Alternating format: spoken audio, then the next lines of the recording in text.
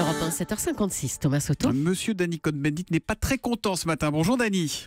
Bonjour Thomas. Alors vous êtes comme nous tous, vous attendez la nomination du gouvernement tout à l'heure, mais déjà il y a quelque chose qui vous chiffonne, Danny.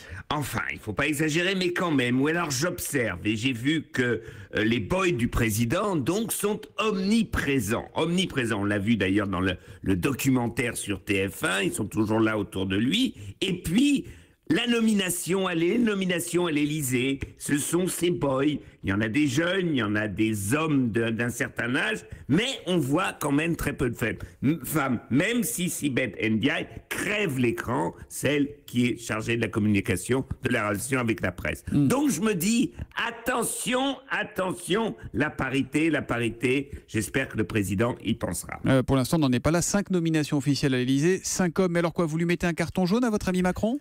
Non, un carton vert, c'est-à-dire, oui, parce que je lui dis, ce que les écologistes ont amené en politique, c'est justement la parité. Il ne faut pas oublier, la modernité, c'est aussi la parité. Mais alors, dans un gouvernement, attention, les postes régaliens pour les hommes, et puis l'éducation, la santé, le social pour les femmes. Ça ne le fait pas non plus. Donc, il faut vraiment qu'il se rappelle que la transgression, elle doit aller jusqu'au bout et mettre les femmes à leur place dans ce gouvernement. Voilà ce que j'espère. Ça s'appelle donc un carton vert. L'appel pour une vraie parité de Danny Cohn-Bendit. Un petit mot peut-être juste sur l'entretien Merkel-Macron d'hier soir. Vous avez trouvé ça comment, Danny ?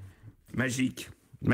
Carrément. De voir Angela Merkel citer Hermann Hesse, comme l'a dit d'ailleurs Hélène Kohl tout à l'heure, tout début a une magie. Elle a commencé comme ça. J'ai jamais entendu Angela Merkel comme ça. Elle regardait d'ailleurs le jeune président français. Elle se disait, s'il y en avait au moins un comme ça dans mon parti, je pourrais bientôt partir tranquille. Mais je ne les vois pas à l'horizon. Donc elle était charmée. Alors ce que ça va donner politique, on verra. Mais il faut dire qu'elle était extrêmement de bonne humeur. Il faut dire qu'elle avait gagné les élections en Rhénanie-Westphalie, donc il y avait de quoi d'être bonne humeur de son côté. Donc, je crois que ça va marcher. Danny Cohn-Bendit, observateur intransigeant de la politique avec nous tous les matins, c'est juste avant 8h. À demain, Danny. À demain, Thomas. Ciao, ciao.